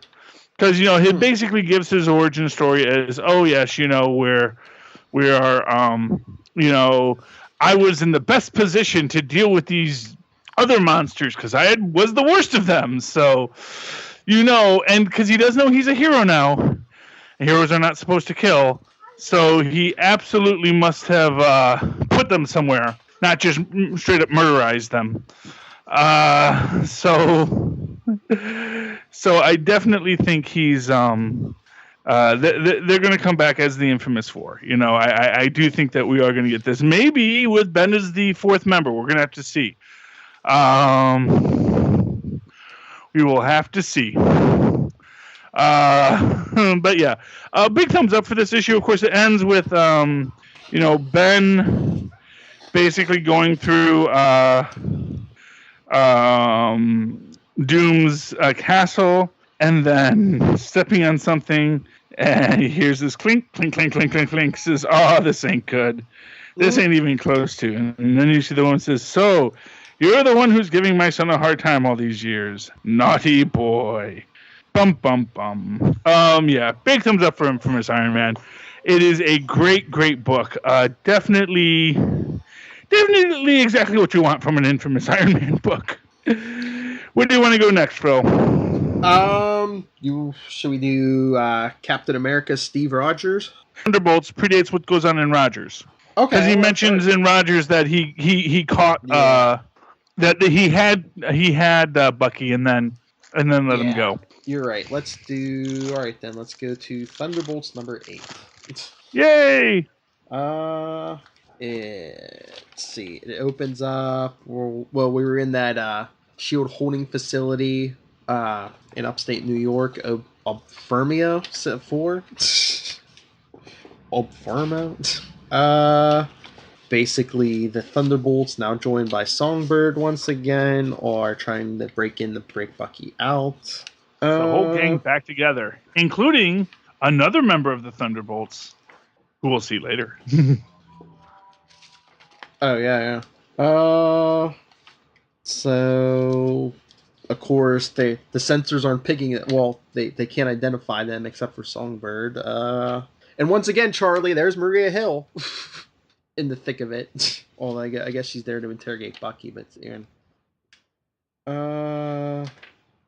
so the team splits up. Songbird, Atlas, and the Fixer go one way. And then we get Moonstone and Mach 10 encounter Maria Hill. Because she's like, "That's you in there, isn't it, Abner?" He's like, "Sorry, never heard of him." And she's like, "Give me Kobik's location and you get a full pardon." And he's like, "Tempting, I'll think about it." But then the other three run into Steve Rogers. Oh, Charlie, this is what I wanted to ask you about. Yes. Thunderbolts. When they show Kobik alone in Thunderbolts HQ, and she thinks she hears the noise, but she's like, "Thunderboy or Hydra Boy? They're both very pretty." She's yeah. And they're both, and you know what that implies? That she messed with the Red Skull too. Yeah, but I mean, besides working with Bucky, did she mess with Bucky? I don't know. Well, I guess that's the question: is did she mess with Bucky? Did she mess with? I think in both these cases, maybe it's they both wanted her, but she's influencing them. I guess it's. That's it. Yeah, that's what I kind of got. Is like, okay, who am I going to throw my loyalty behind today? Who am I going to use magic for today? Yes, but I do like. Well, we already know that she's manipulating people left and right. Mm-hmm. And the thing about it is that sometimes it's this kind of remember in Jessica Jones where Kilgrave the series and Kilgrave was talking about how he doesn't always know what he's doing. It's like he just says stuff and people just do it. And it's like, it's so weird sometimes. And I think that could be part of where Kobik is like, she cannot necessarily control what happens. Things just work out the way she wants it. And then, but of course we do get our special guest visitor who's there with her. Oh, with Kobik? Yeah, with Kobik. Who's the mouse? I just found that so interesting that he was there and that she doesn't know he's there, which raises the question, who sent the ghost, or did she accidentally bring the ghost because he was a Thunderbolt too? Yeah, what I was going to say, are his powers that powerful that even Kobik can't detect them? Well, but we don't really know how Kobik's powers are or how they work or what they mean, It may, in fact, completely be that she doesn't even know she's using her powers half the time. One of the things about being a sentient cosmic cube is that you may not necessarily be aware of who you are as a cosmic. You're not, the cosmic cubes are said to be a portion of the Beyonders, or even a Beyonder itself, come into this universe. And in that sense, when it creates a sentient form for itself, there's a portion of it that is kind of separated out from its infinity, So it's entirely possible that as she is Kobik, there are things that she is unaware of, even though probably every molecule in the universe is currently moving towards her whim right now, even if she is not consciously making it do so. But that's just a theory. Yeah. So then back at the shield installation, Atlas, Songbird, and Fixer trying to take down Steve Rogers, who Atlas puts through a wall, but that still doesn't stop him. Steve's not going to stop. He's telling Songbird, you have to help me get Kobik back. Interesting. But Steve's not going to stop until Bucky tells him it's over. We're leaving. And Steve asks him, "Don't do this," and he said it's already done. Yeah, which was interesting because when we get to Captain America, we still don't know how much Bucky knows what's going on. Of course, we may not. Of course, what we get in Captain America is we don't necessarily. Things are not quite as they appeared either. No, it's like, if Steve was in his right mind, would he have still fought harder when Bucky said, was trying to leave, or is this the Hydra Cap playing dumb and saying, "Oh no, I don't want you to leave," and thinking, "Yes, go." No, I think that the friendship with Bucky is still real. And I do think that's what it is that they do have this very strong friendship. Because here's the thing, Skull asked Kobik to make Cap Hydra. But again, like I've said, it's the Hydra that Skull told Kobik about. And, and as we're going to be seeing, Cap is still very much the Cap he always was. He's a little bit different in the sense that now he is committed to Hydra. But like I've said, when we get to Cap, we see that Hydra itself is a much more nuanced organization. But... yeah, and I'm sure Steve would like to find Kobik in his hands. Well, yeah, if for nothing else, just to make sure she's safe. Yeah, and make sure no one can use her against him too. Well, yeah, and to allow him to use her against the Red Skull. But to that end, we see that he's not even on Kobik's radar as a possible ally. It's like her two allies are Skull and Bucky, not Cap. Sorry, Cap. Mm-hmm. But yeah, and then in the end, Songbird goes with the Thunderbolts, but Fixer tells Bucky he has to leave his artificial arm behind because they've filled it with so many tracers that they could track them. So I'm assuming Fixer's going to build him a new arm, probably with all kinds of stuff in it. But I thought this was I thought this was a pretty interesting issue. It's a thumbs up for me. Oh, very good. Okay. Do you want to go to Captain America next? Sure. Okay. And, of course, this opens up in a farm somewhere in Montana. With we all make choices. We see a guy who's talking to his mechanic about getting the tractor fixed because he's still got to keep it running for another season. Can he get like a couple more months? He needs to get 3 more months out of the tractor. You can't buy a new tractor now because it's going to look weird on his taxes, yada, yada, yada. And we see Cap talking to someone. We're not quite sure who, but he says, now you have one of your own to make, maybe the most difficult one you'll ever face, and I understand everything you know, everything you believe will be telling you to go one way. I'm hoping, though, that there's another voice inside you that might have you listen hard for it, but if you do, it'll tell you to go against your instincts and go down the other path, because the truth. That's weird. It ends with a question mark there. I don't know why. The truth is not something that remains hidden, because the truth, it is not something that remains hidden for long. Okay.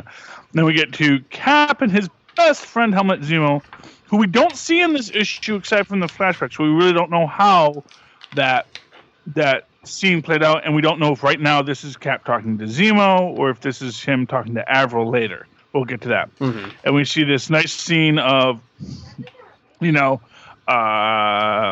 Steve and Helmut were dared to steal all of the liquor from the headmaster's liquor cabinet. And as they're running, they bump into Baron Heinrich Zemo, the smartest man in the world, as his son gives him a big hug. Mm-hmm. Which is very sweet, of course. And we see basically, Heinrich telling them, we've got this, there's much things we have to talk about your birthright. I come bearing news. You see, there have been many changes back in our homeland, Helmut. Then we cut to the current thing with the big Chitauri invasion. Carol and Alpha Flight beat them up with the help of Cap and Maria Hill. Because, she's the director. She really needs a desk job. She should be at her desk working at the administrative qualities of S.H.I.E.L.D. Cut to Avril and Vaughn. What's Vaughn's first? Wendell. Wendell Vaughn, as Avril is using her quasar powers to touch into the cosmic awareness, and how it, Wendell's explaining, doesn't really work exactly like you'd like, and thought he had lost at one point. And then we see Helmut and Steve sneak off to catch the secret meeting of Zemo, Gorgon, Ilsa, and Freyhofer. And they're discussing how this whole Hitler fella, he's rising up in Germany, and maybe Hydra ought to join up with them to work with them. And they're like, I don't know. This guy seems like a bit of a doof. And also is like, this is a bad idea. We shouldn't be working with Hitler. And, and they're like, Freyhofer is like, hey, you know what? Yeah, I don't like the guy either, but let him build up his empire, and then if we need to, we'll just take him out. Basically, he will be a tool for us. And Elsa is like saying, when I look into this future, I see pain and suffering, and Heinrich's like, the pain and suffering of our enemies? Huh? It's like, yeah, that's what I meant. The pain and suffering of our enemies. That's why I'm warning you against her. Anyway, sorry. Cut back to the mop-up. They're dealing with the Chitauri. They're saying, we get this whole idea about the Chitauri having these classes of beings, many of whom are not really sentient, which of course makes the next scene very useful because, of course, Avril goes to save them as an entire swarm of Chitauri are coming, insect-like, and then we see her just sort of zap them all, like, instantaneously, which is like, that's a pretty crazy power you got there, little girl. Seems a lot, but we'll go along with it. And then we see, Maria and Carol like, pretty powerful, pretty cool to have on our side. And then Cap is basically like, I cannot believe you two. We just got through this, and I see you once again, finding another young, powered person that you want to exploit for your own ends. And Cap comes off really solid in this, I think. And basically, like, you'll be in another war before you know it.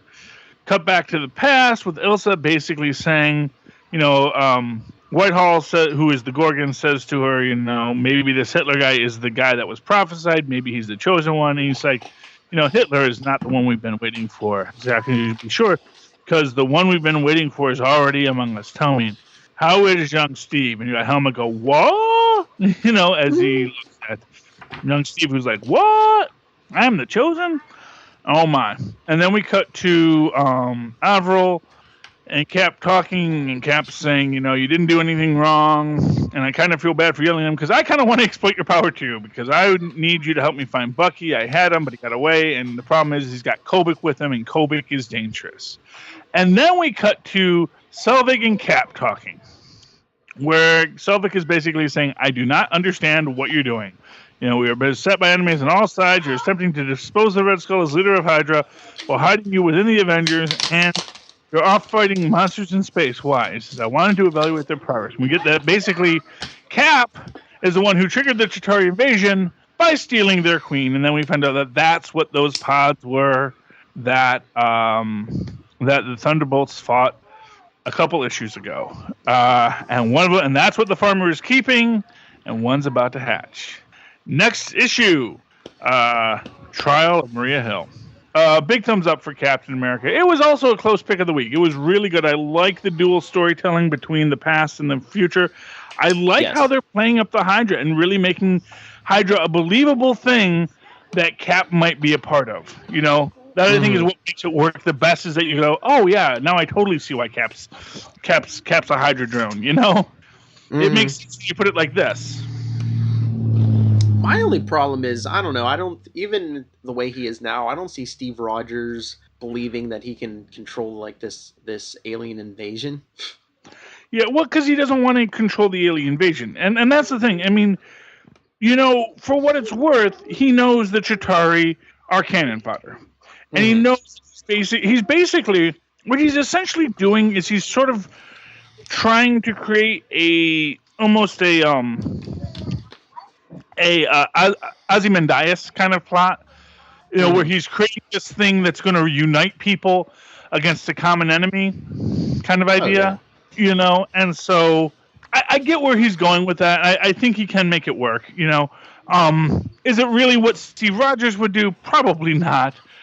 But then again, we've never seen Steve Rogers really go up to his full, intellectual potential, He's always been kind of stymied by the fact that he didn't think of himself in that way, and now we kind of see him going full-on supervillain.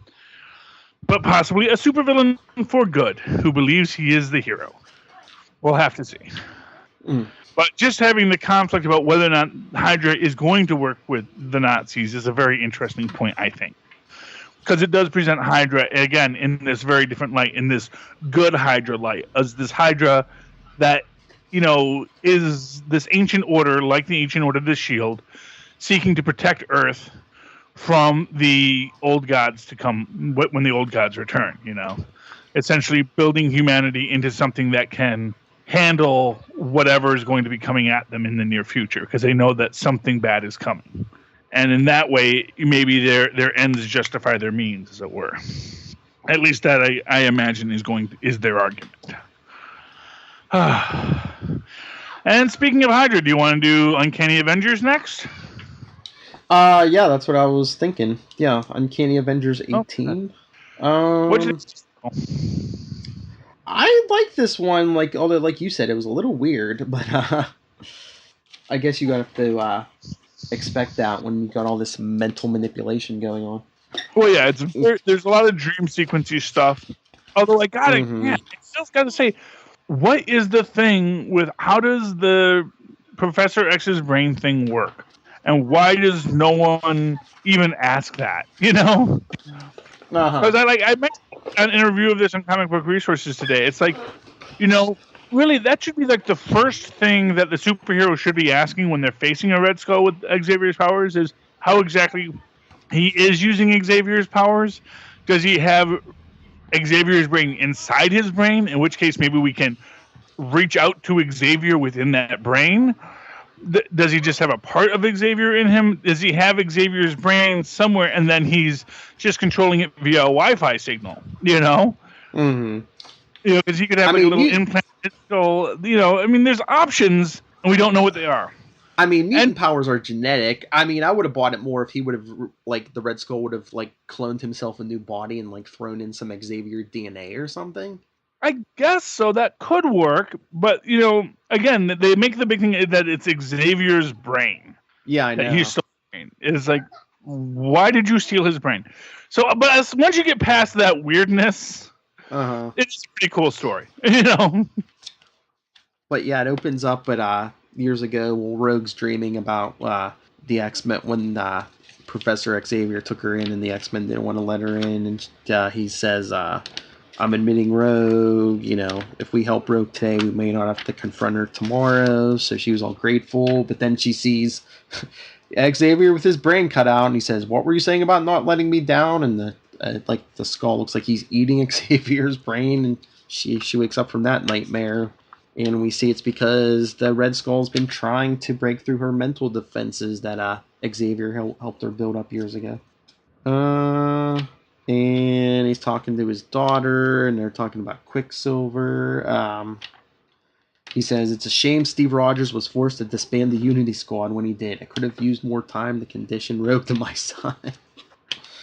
Why can't he just order Steve Rogers to put the Unity Squad back together? Because isn't Steve Rogers at least pretending to follow the Skull's orders? I don't know. I mean, honestly, or are we past that? I mean, we haven't seen him talk to the Skull in a while. Is he just plain giving up that ruse and just like? Well, I'm not quite sure. I'm not quite sure what exactly the plotline is in this right now. Or even when this takes place. I mean, does this take place like pre-Civil War, during Civil War? Have we gotten any Civil War references in this? Well, I mean, the last couple issues, the Hulk's dead, so it's after that. Banner's dead, so it's after that point. Okay, so it isn't. So I think it's in the middle of Civil War. Yeah, and obviously it has to be after Kobik. Yeah, I mean, I'm not quite sure where it is in the plot line. So, yeah, because it's old. It's young Steve Rogers, so it has to be after Kobik made him, and after Kobik made him, then he was all heroic. So And I think the only reason he broke up the team because he's Hydra Cap. Yeah. Yeah. Oh, so maybe Skull ordered him to disband it, and then he's like, "Oh, but man, disband it, but then maybe we should put it back together, because So maybe Skull's just all second guessing himself." Yeah. Yeah. But yeah. So then he calls Quicksilver, gives him his orders, basically insulting him. You're gene trash. You're not even the garbage you thought you were. Nobody loves you. Your sister is the one person who understands you, and she hates you too. Synapse makes your heart sing, and you can't talk to her. Steve Rogers fired you. Kill. Worthless or worthless. Basically just berating him, and then it shows him, I guess he grabs Dr. Voodoo. He zooms down to New Orleans, grabs Dr. Voodoo. Then he sets a trap for Johnny Storm at the Statue of Liberty. And then he comes for Synapse, and he still has the force of will to say, forgive me, Synapse. Knocks her out. And then Deadpool, Cable, and Rogue are sitting around talking about her recurring dream, and Cable says maybe it's not a dream, it's the Skull probing your psychic defenses when you're at your most vulnerable while you sleep. Then the Wasp calls and says she's under attack by a speedster who's moving too fast for her to see. Then we see, of course, it's Quicksilver. And Deadpool says, I got her position, let's roll. And Cable said, it's too late. If we're up against a speedster, whatever's going down will be over in seconds. So then he fires a Cable from one of Hawkeye's trick arrows and said, this will slow down our attacker for a moment. Be ready. Then Quicksilver shows up, takes out the AI in Cable's arm. And then, thanks to the skull, he tries to inject Rogue with something, but Deadpool takes the shot for Rogue. And I guess the Quicksilver, programmed by the skull, he says, he's telling Rogue, I'm impressed. Even as my control of Xavier's powers has increased, you still resisted every psychic trick in my book. I'm at the old Avengers Mansion if you want to talk it over. Then he tells Quicksilver to grab Cable, so he grabs him and takes off. And then they're like, what was that shot? And they're guessing Terrigen. And do you think there's something important about Rogue pointing out the Avengers watch? Because she asked him when he started wearing that A, and it reminded me that when she was in her previous mindscape, it was X's that she was always looking for. In the when she was in Pleasant Hill, she knew that if she could find that the X's were the symbol that was going to let her know she was being manipulated. And I'm wondering if maybe the A, maybe she's conditioned herself to see the A in that same way here. Maybe, yeah. I don't know. Yeah, just something I was wondering about. It just sort of jumped out at me when I saw it. Do you think that's part of the reason she sends him for help? She says, go find Gambit and Magneto. And he says, what, you want me to assemble a team of your former boyfriends? Yeah. She dated Magneto?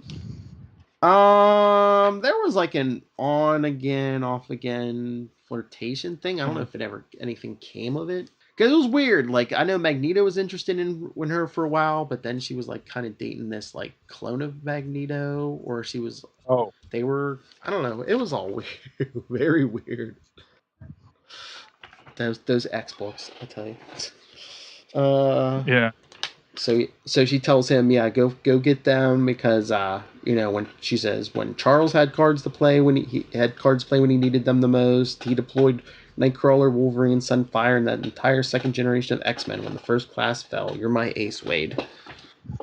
Yes. But which which is why I'm wondering about the A thing, because I'm wondering if she knows more that's going on as the Skull thinks he's manipulating her. Mm-hmm.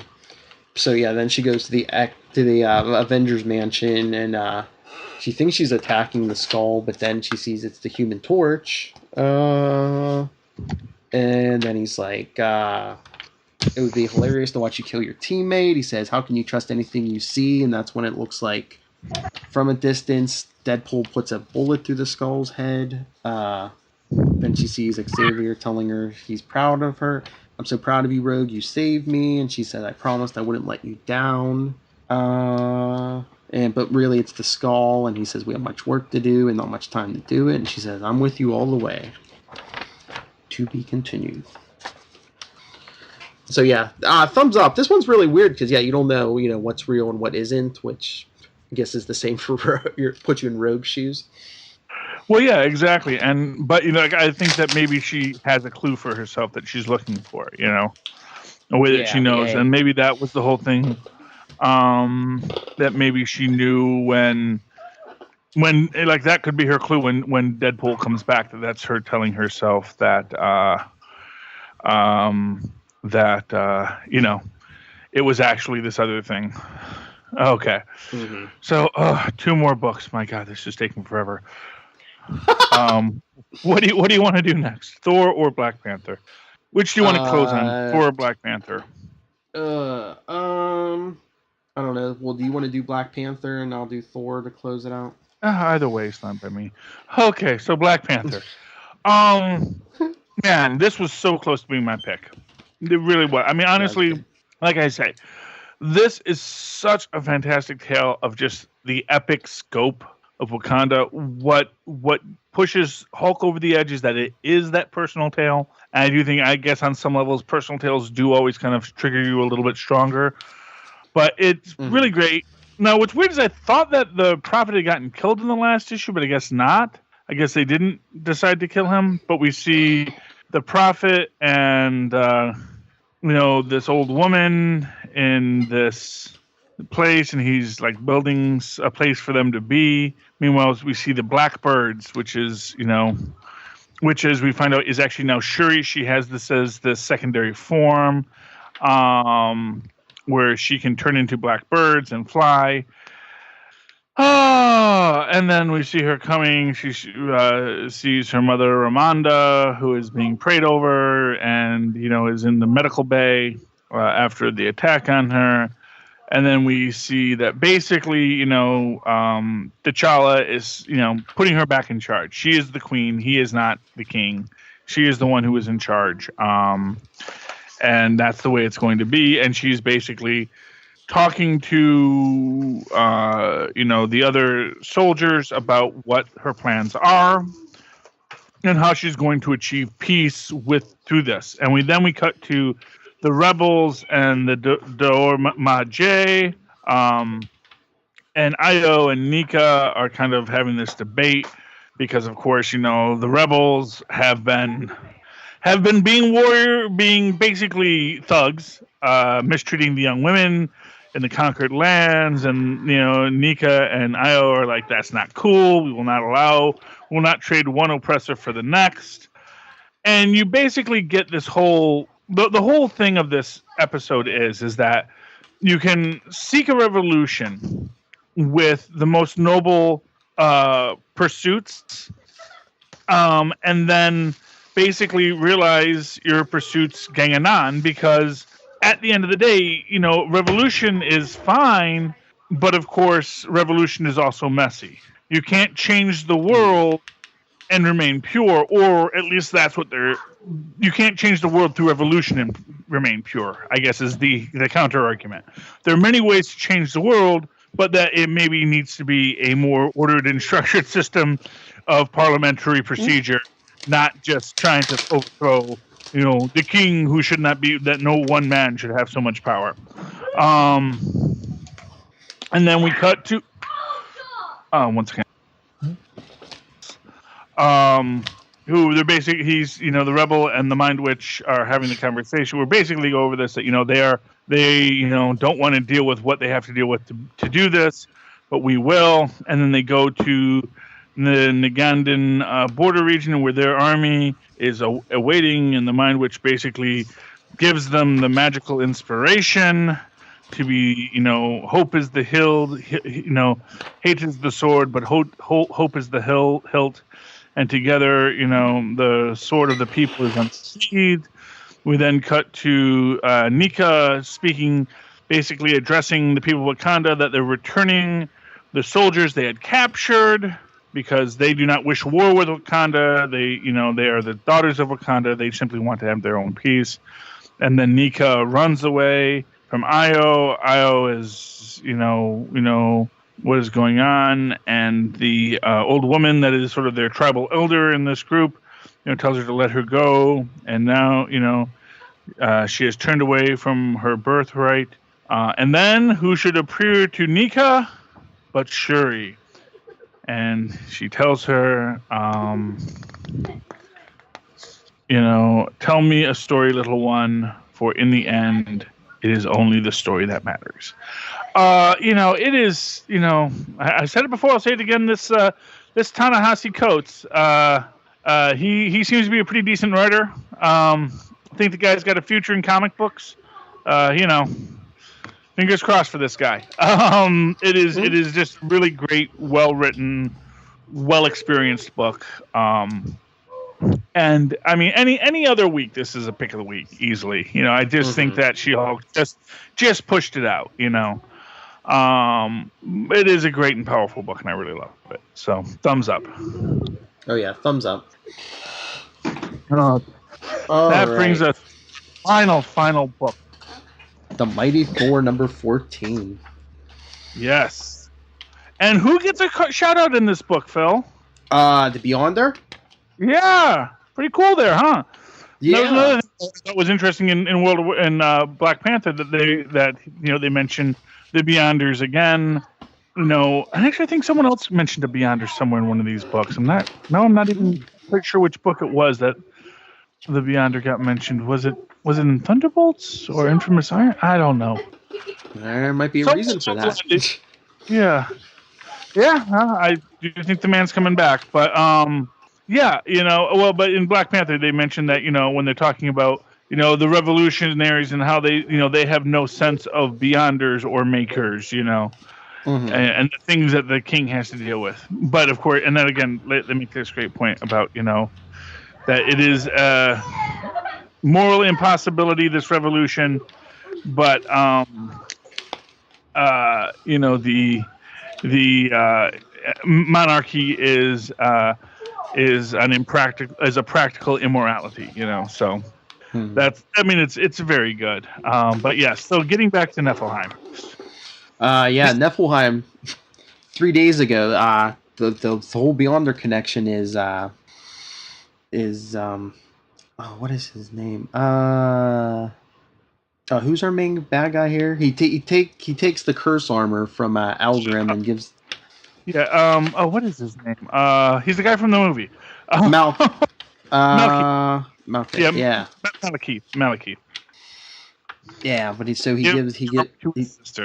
Yep, and Algrim, who had it first, tells her, he says, "Kill yourself, first chance you get." Yeah. And is it just me, or does Curse look a lot like Dr. Bong? It's certain. That's the problem with Curse is that I look at it, it's like, why do you look like Dr. Bong? Hey man, that Beyonder. Because he does like that metafictional stuff. Mm-hmm. Because that's the Beyonder connection, because that's where the curse armor came from. Because even Loki says, "Are you sure this was a good idea, Malekith? The power of curse came from the Beyonder." And he says, and despite the way that guy likes to dress, he was never one to be trifled with. No doubt. And then Curse punches the hammer. Yep, and Thor says, everyone punches me in the face, but no one punches my Mjolnir. So the League of Realms is fighting Malekith's forces, and our favorite S.H.I.E.L.D. agent, Agent Solomon, gets attacked until she's saved by Angela, and she says, "You owe me one," and Solomon says, "Fine, if I give you $20, will you invest in some pants, maybe a nice turtleneck?" So new plan fighter. That's a very revealing costume. Yeah. So a lot of fighting between Thor and Curse, because she's saying, whoever you are, whatever he promised you, know that Malekith will never keep his word. So they're fighting. Curse seems to have Thor down, and then she says, "Kill me," which is when Curse is attacked by Ulik and what's the name of that other troll? And Thor says, "No, nay, stop. She was trying to," and so they just keep fighting, and Malekith, I thought he killed her, but it just looks like he burns, what is the name of the queen he tricked into marrying? Featherwine, I believe. Yeah. That gives her kiss, but he scars her so that she ain't so pretty no more. Mm-hmm. Then he tells Loki to make sure his divorce is final, so Loki pushes her off the balcony. Yes. But of course, Mjolnir saves her. Mm-hmm. At the last minute, which again comes into that question: is that what Loki wanted? Oh yeah, Loki's going to betray Malekith eventually. Well, Malekith obviously is operating from that presumption. Oh yeah. Everyone we all know you're going to betray us eventually, Loki. But let's just work this out. We'll see who betrays who first. Mm-hmm. And basically, the League of Realms regroups, and Thor says, "This is the League of Realms. We are hell for monsters like you, and on this day, and all the ones that will ever follow." And Malekith says, "There are no other monsters like me." And he says, "Bitterhand, can you hear me from Svartalhelm?" He says, "Open the Black Bifrost, if you please." So here they leave. He says, "Welcome to the War of the Realms, you fools, and no, your bleeding has scarcely begun." So Thor calls down a storm to try to. This whole realm is burning, so Thor's trying to put it out and comfort the queen and just think all the same questions. All the realms are wondering which realm would be next, and somewhere Malkeith laughed because the answer was so frighteningly simple. All of them would be next. Bum, bum, bum. Such a cheery picture, but it's a thumbs up. Charles. Yeah. Oh, I'm here. Okay, yes, it was a very good book. I really liked it. Thumbs up, aside from the Dr. Bong connection. But yeah. It's like a Rorschach test. What do you see, Charlie? Dr. Bong. He has a bell for a head, or she has a bell for a head. It is clearly based on Dr. Bong. I'm sorry. It's the old Dr. Curse is basically the he is basically he is the Howard the Duck villain, but up with cosmic power. Kind of interesting, when you think about like Curse, and then you think about Thunder Sword, and these Beyonder empowered villains that have now made their comebacks. It's pretty cool. And yeah, there's definitely I don't remember where I saw the other Beyonder reference now, because I know there was another Beyonder reference this week. I'm trying to remember where I saw it. I'll look it up. I'll find it. Was it something? Somebody mentioned something about a Secret War. I don't know. Yes. Doom was talking about Secret War and Infamous Iron Man. I love you. Yes. My son loves me. Yes. All right. Too many children in this house. All right. Let's end this. Let's end it. And that was your super extra long end of the year all new Marvel round. And if you would like to send in any reviews for us, like Stockton did, you can email us marvelroundup@gmail.com. Our Facebook is facebook.com/allnewmarvelroundup. Twitter is @Marvel_Roundup. And we're even on Instagram, Marvel Roundup. And Charlie, where can people send you ink blots? Oh, they can send that over to the old superconnectivityblog@gmail.com email address. That's superconnectivityblog, all one word, @gmail.com. And of course, follow me on the Twitters @Charlie Esser. That's CharlieEsser. Look for the 2 E's in the middle for quality. All right, and as for me, as always, you can discuss anything Marvel or DC, comics, TV, movies, NightwingPDP@gmail.com. On Twitter, I am @NightwingPDP. And check out all my other podcasts, DC Before the Bat, Legends of Tomorrow. And make sure you check out Charlie Esser on the 80s Reboot Overdrive on the GammaCast. And I think that's enough plugging of ourselves. All right, well, that's it. Yes, Avengers Assemble. Come on, send us in more people. Send us in reviews. Me and Charlie can't handle. Look at the big pile of books we got, and that wasn't even all of them. I don't think. Yeah, and 2 other books we didn't even get the chance to read. So go figure. Killing us, Marvel. But yeah, that's it. Follow us later in the week to Super Connectivity, and well, until next week, just remember the Beyonder is coming. You know he is. Mark our words. Good night.